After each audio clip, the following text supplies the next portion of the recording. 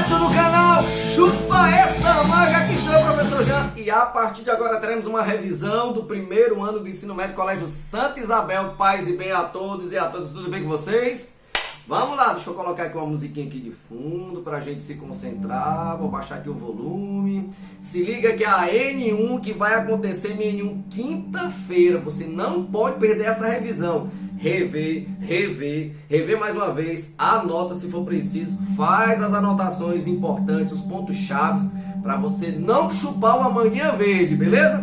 Então vamos pra cá, deixa eu só aqui, baixar mais um tico aqui, pera aí, só um momentinho, vamos pra cá, só mais um pouquinho, só mais um pouquinho, só mais um pouquinho, vamos começar pelo conteúdo programático. Foi que a gente acertou, meus alunos do primeiro ano do ensino médio História, frente o que, hein? Frente A, a frente de geral.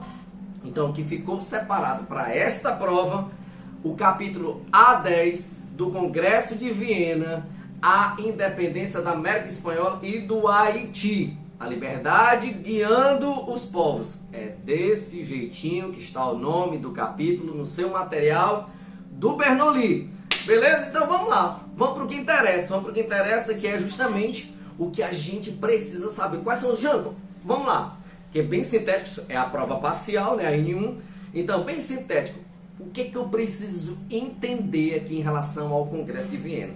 Lembra aquele resumão super massa que eu coloquei lá na lousa? Lembra que até eu filmei um pouquinho, coloquei no Instagram? Tá lembrado? Então, preste atenção. Cara, uma coisa super importante que você não pode esquecer é o seguinte. Deixa eu contextualizar aqui pra você. O período... como é que eu posso dizer? O período pós-medieval, ele foi um período de vastas demarcações e de consolidações em grande escala. Isso você não pode esquecer.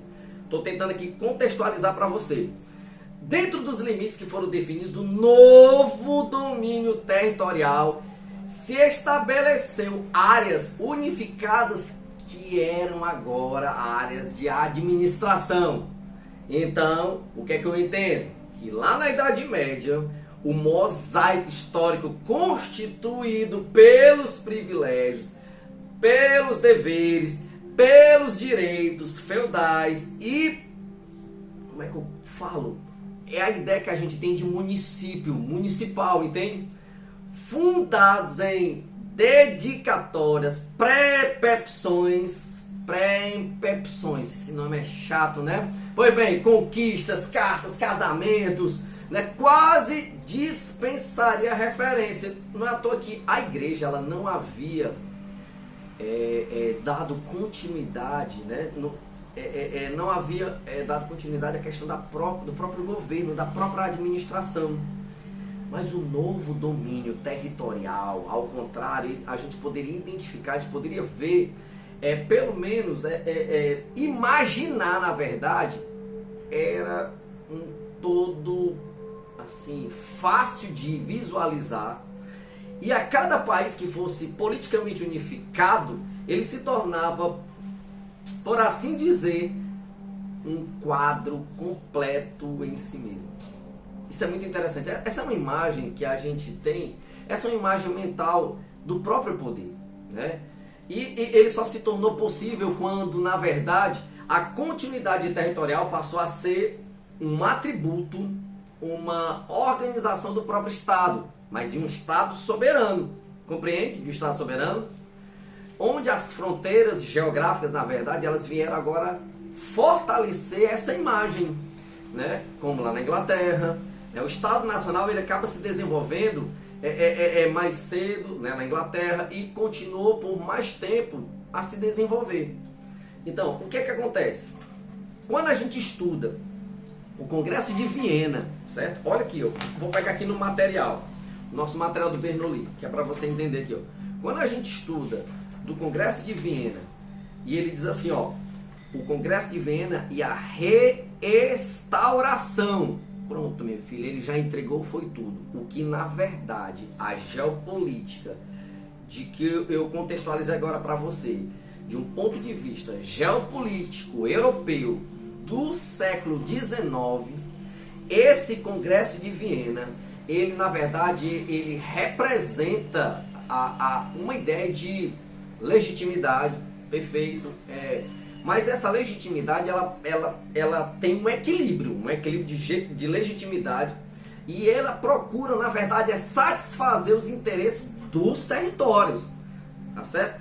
Das grandes potências, e restabelecer aquilo que a gente aprendeu, o antigo regime. Meu amigo, aqui é um arcabouço muito interessante. Então essa busca dessa legitimidade, né, essa satisfação, esse interesse nos territórios dessas grandes potências, a ideia era restabelecer o antigo regime. Esse é um ponto importante na geopolítica do século XIX, do Congresso de Viena. Então ele traz toda essa noção. E é claro, eu não posso esquecer uma coisa importante. Esses caras mexem também numa forma de se fortalecer tanto que eles criam uma espécie de um exército, uma força militar, né, para poder satisfazer, para confirmar o movimento contra a revolução. Aí você para e pensa, cara, que revolução é essa? Que revolução é essa? É a Revolução Francesa, os ideais do liberalismo. Então esse processo ele é contra-revolucionário. Irmão, os caras aproveitaram o exílio. Lembra que eu falei na sala de aula? Os caras aproveitaram o exílio que estava Napoleão Bonaparte. E aí nesse campo, os caras formam a famosíssima Santa Aliança. Olha aqui, deixa eu pegar aqui o material aqui. Deixa eu pegar aqui uma coisa aqui. Importante aqui. Peraí. Deixa eu botar aqui meu óculos de grau aqui, né? Eu não enxergo nada sem meu óculos de grau. Ó, as decisões do Congresso de Viena, na página 7, diz assim, ó, não foram aceitas pacificamente. Por isso, o czar Alexandre I propôs que as potências assinassem um pacto, conhecido como Santa Aliança, um compromisso de ajuda mútua, certo? Entre os monarcas para garantir a repressão aos movimentos liberais. Já fala de outra forma, contra-revolucionário. Vou dizer de outra forma, para garantir a repressão aos movimentos liberais. Diz de novo, já de outra forma, contra-revolucionário. Daí a formação da Santa Aliança, que colocassem em risco os princípios consagrados pelo Congresso de Viena. Que está aqui, olha, lindinho aqui, ó. Você tá vendo, bebê? Tá vendo, companheiro e companheira? Ó, bem aqui está, ó. Congresso de Viena. Com a derrota de Bonaparte, iniciou-se uma reação conservadora contra revolucionário, em que os países vencedores da Batalha das Nações se reuniram numa conferência internacional que ficou conhecida como Congresso de Viena, porque envolveu líderes políticos na capital da Áustria. Perfeito? Perfeito? Deu para entender? Então, existem várias formas de dizer que é a mesma coisa. Beleza? Então, durante, cara, esse Congresso de Viena, né, que se estabeleceu essas bases políticas, essas bases jurídicas para uma nova organização da Europa, destinada a durar para eles em cerca de um século um século. O resultado dos pactos, na verdade, eles inauguram uma época na qual os conflitos externos foram poucos. Por outro lado, aumentaram as guerras civis e a própria revolução se fez incessante.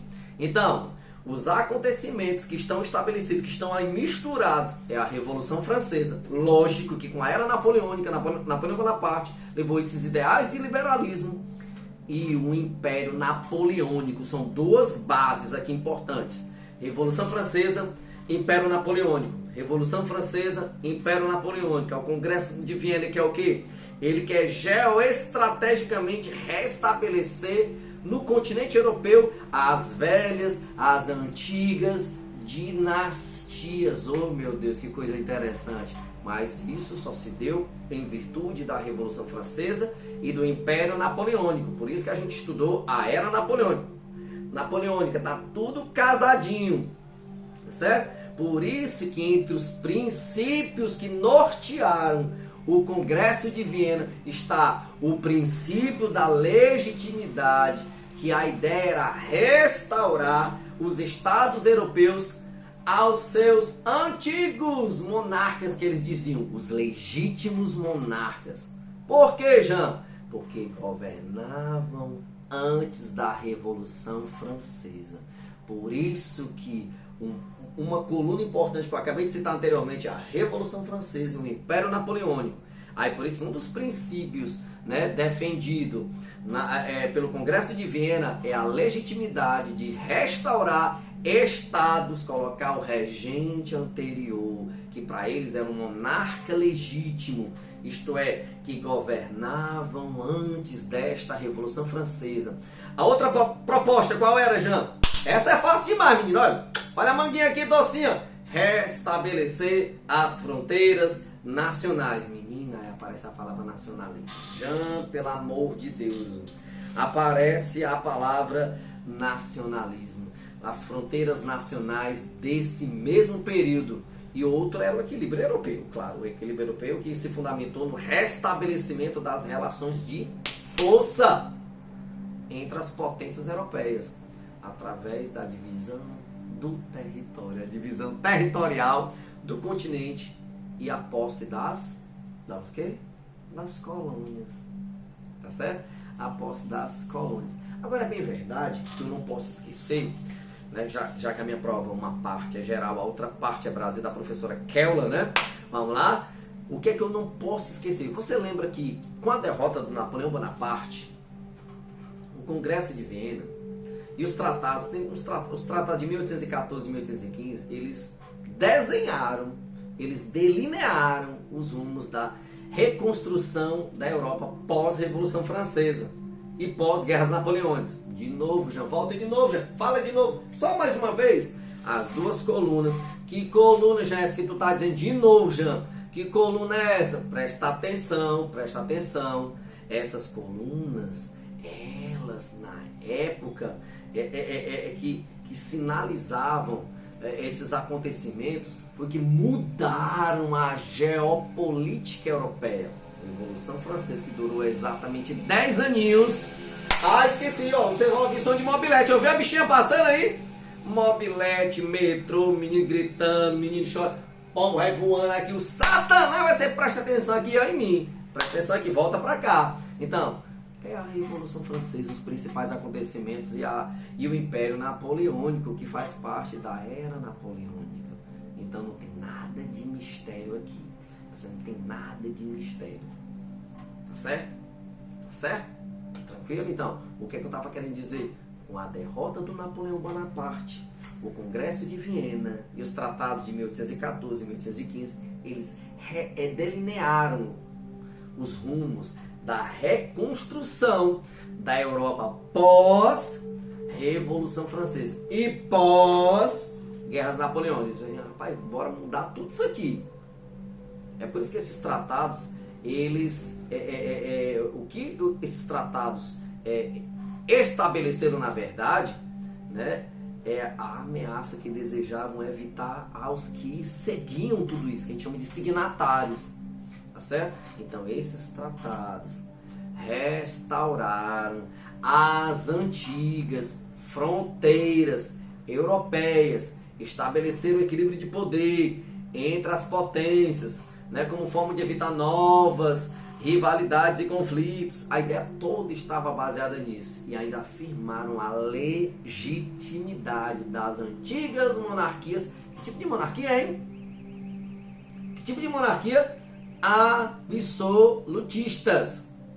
Seu objetivo era esse, era evitar o avanço das ideias liberais. Opa, peraí.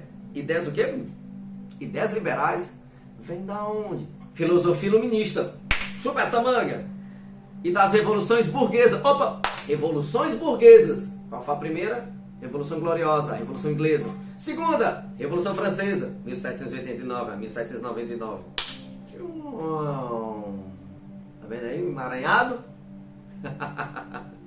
E claro, os países que saíram fortalecidos com esse sistema de alianças, né? Alianças, cara, aliança. Aí você fica assim surpreso, já por que diacho é que aparece? Que eu pensava que era só a Prússia, a Rússia e a Áustria. Lá vai 3. Prússia, Rússia e Áustria. As antigas monarquias absolutistas. Já mas aparece lá a tal da Inglaterra, né? E aparece também a França, né? Totalizam quanto? 5. Os bichinhos, as potências. Inglaterra e França, interessadíssima depois.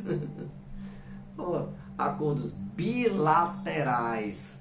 Chupa essa manga, menino. Tá certo? Agora uma coisa importante. Uma coisa super importante aqui sobre a unificação.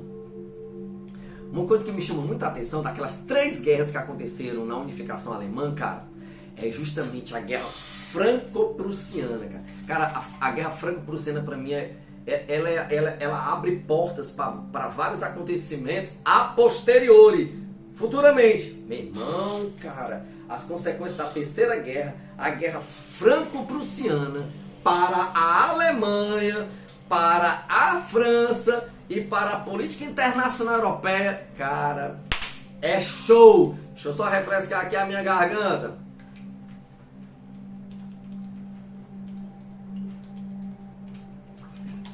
Deixa eu só refrescar aqui a minha garganta. Meu irmão, cara, as consequências são muito interessantes.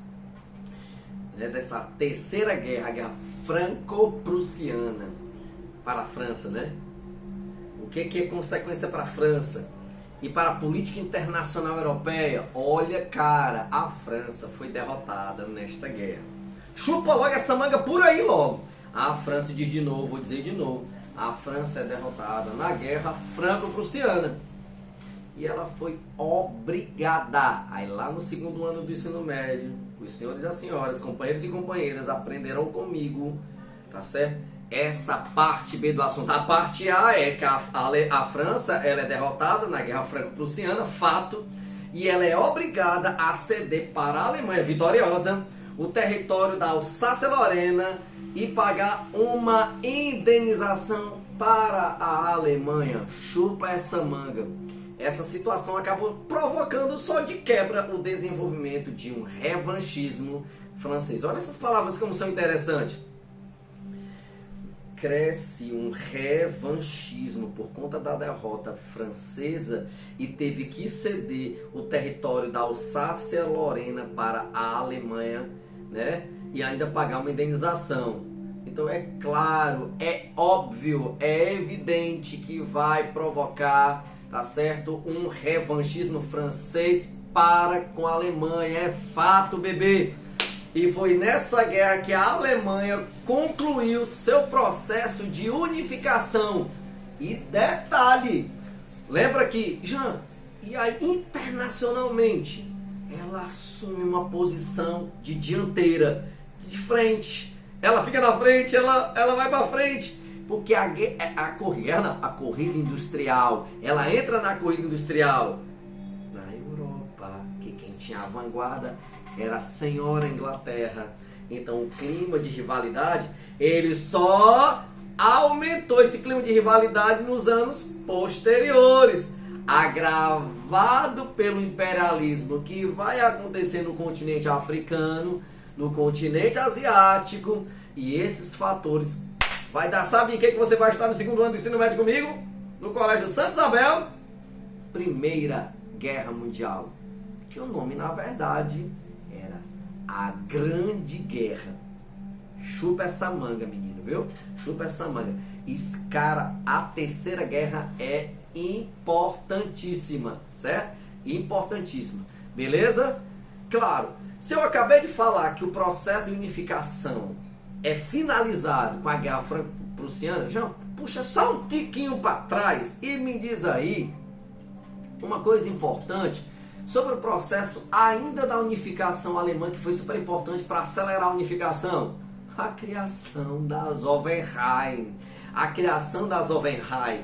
O que era a Zollverein? A Zollverein era a União Alfandegária, a união das taxas aduaneiras, a unificação das taxas aduaneiras. Isso possibilitou somente a industrialização alemã, e ela fortaleceu-se Na área econômica, isso gerou a unificação política e a criação do segundo Reich.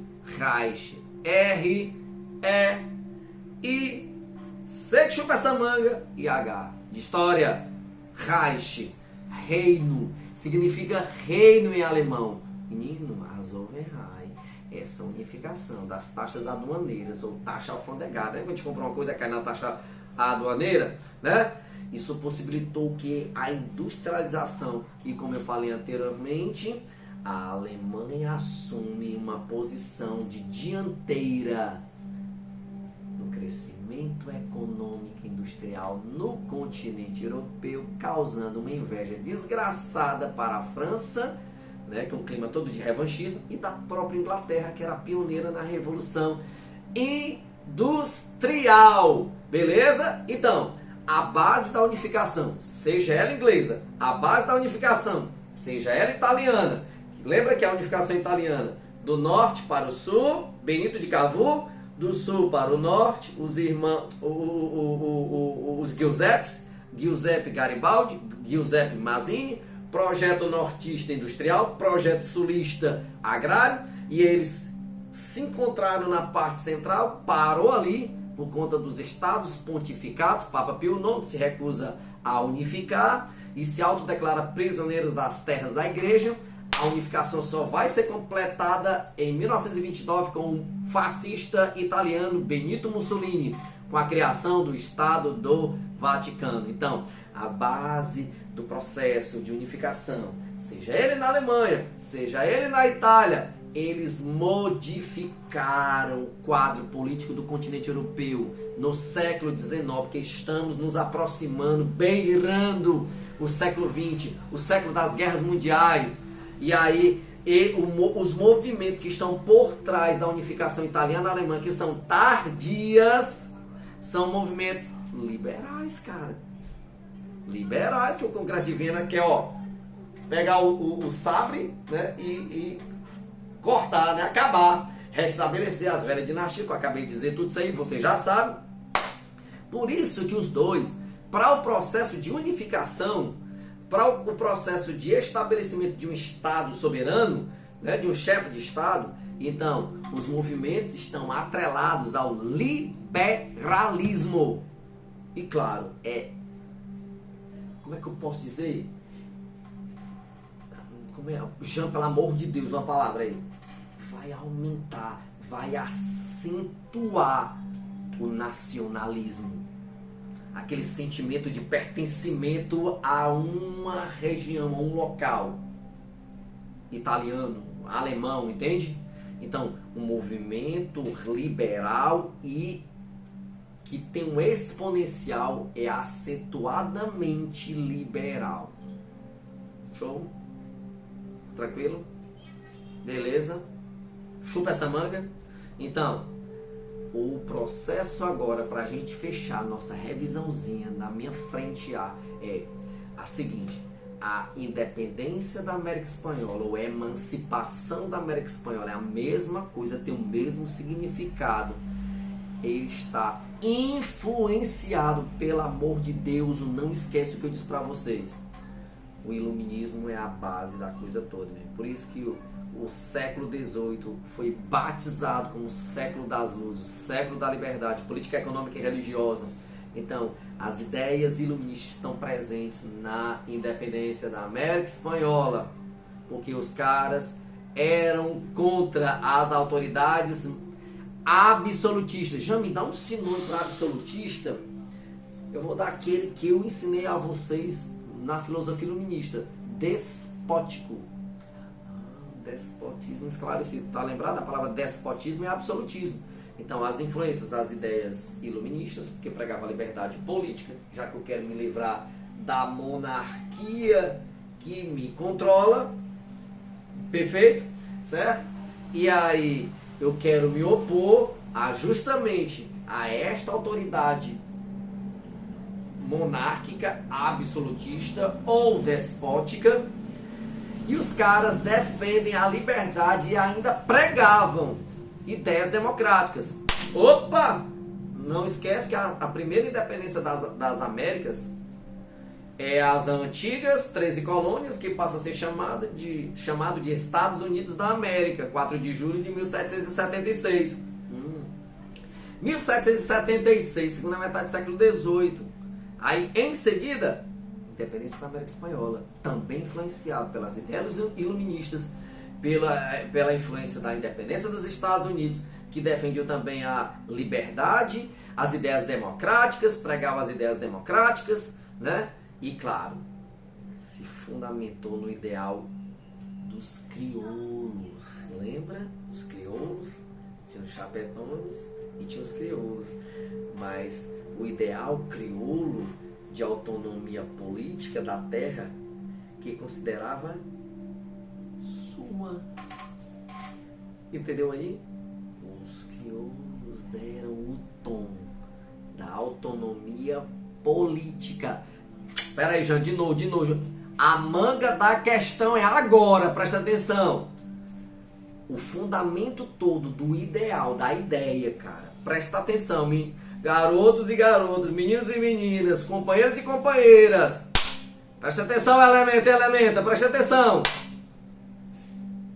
Quem deu o tom foi os crioulos desta autonomia política da terra. Que eles disseram, é nossa, chupa essa manga. Tranquilo? É nossa e chupa essa manga. Essa foi a ideia geral dos caras. Beleza? Tranquilo? Show?